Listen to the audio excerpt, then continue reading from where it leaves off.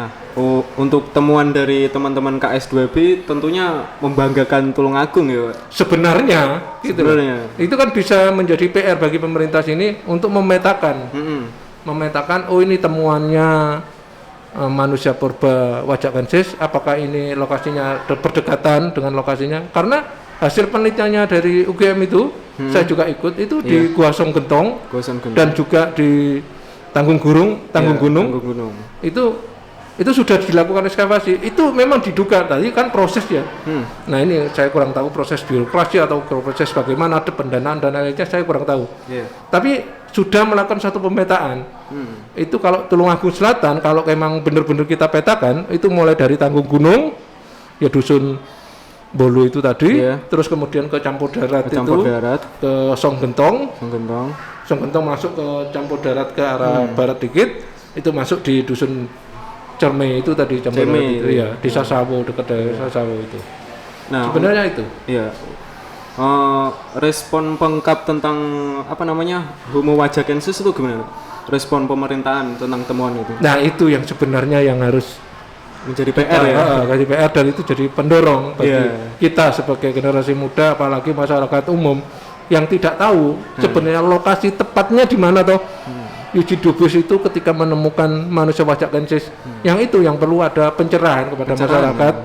Ini lokasinya banyak, memang masyarakat kita itu mengatakan lokasi lokasi Wajak Gensis itu ada di desa Wajak ini, Wajak Kidul, Wajak Lor. Dan itu yang membuat banyak ini dalam dunia pendidikan, anak SD, anak SMP, SMA itu fokusnya di Wajak Lor, Wajak Kidul. Nah ini yang perlu ada pencerahan kepada masyarakat. Nah ini PR bagi pemerintah dan juga para peneliti maupun para pemangku kepentingan. Bagaimana bisa memberikan pencerahan yang benar itu mana atau lokasinya. Ini yang perlu dilarikan menjadi PR ya. PR bagi pemerintah Tulungagung. Nah, untuk harapannya sendiri teman-teman KS2B itu gimana kepada pemerintah sendiri? Ya kalau kami pernah mengusulkan ya, itu bisa menjadi objek wisata sebenarnya. Objek wisata untuk penemuan Wajak Gensis ini. Sebenarnya sebagai objek wisata bagus untuk dunia pendidikan ya. Cuman seperti itu ya, saya sempat usul itu seperti museum di Sangiran. Museum Sangiran itu bagus sekali. Sudah lokasinya tepat di penemuannya, terus dibuat satu museum gitu loh. Sempat ngobrol-ngobrol waktu-waktu itu sama ketua DPRD sini Tulungagung, ya saya sebutkan namanya Pak Supriyono. Itu sempat menggebu-gebu, wah ini bagus. Iya Pak, tapi kan perlu pendanaan yang sangat besar, ini proyek besar, saya ngomong gitu. Ini terkait dengan museum.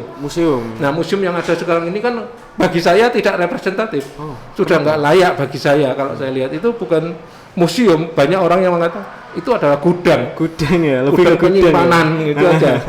Nah ini yang menjadi pertanyaan. Sempat KS2B mengusulkan konsep museum gitu ya sekarang ini, tapi nggak tahu sekarang ini isu-isunya ini isu ya, saya perkara benar atau tidak saya kurang paham.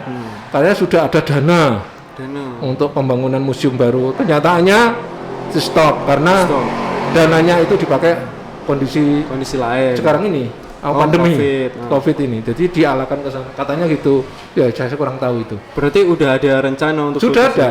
Kalau buat denanya konsepnya KSDW sudah punya. Gitu loh. Nah, harapan rencana teman-teman KS2B kedepannya itu mau ngapain? Apa masih terus meneliti yang ada di Tulungagung? Kalau KS2B memang kajian ya, kita melakukan satu lembaga kajian mengkaji kesejarahan sosial dan budaya. Banyak sebenarnya PR ya bagi kita, khusus untuk Tulungagung, tentang kesejarahan ataupun tentang budaya, baik itu pada masa kolonial, pada masa Islam, bahkan sampai pada masa kota Tulungagung ini. Nah, kalau kita bicara tentang itu semua, itu memang perlu proses, ada periodisasi lah istilahnya. Sempat saya mau menulis buku itu tentang periodisasi Tulungagung pada masa prasejarah, bagaimana Tulungagung setelah Islam, bagaimana Tulungagung itu kolonial, terus bagaimana tentang pengembangan kota. Nah sekarang ini di Tulungagung sangat menarik sebenarnya yang perlu diperhatikan tentang bangunan. Nah bangunan kolonial atau yang disebut dengan ilmiahnya bangunan Indis. Nah tempat ini masuk kafe putih. Rumah putih.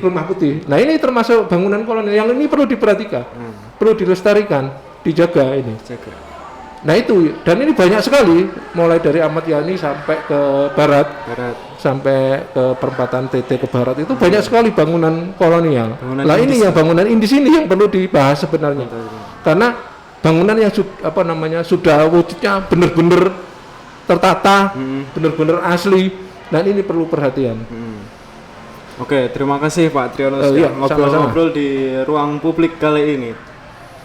Sekian obrolan kami tentang sejarah Tulungagung dan sejarah manusia purba di Tulungagung Wajakensis ya. Oke, terima kasih dan sampai jumpa.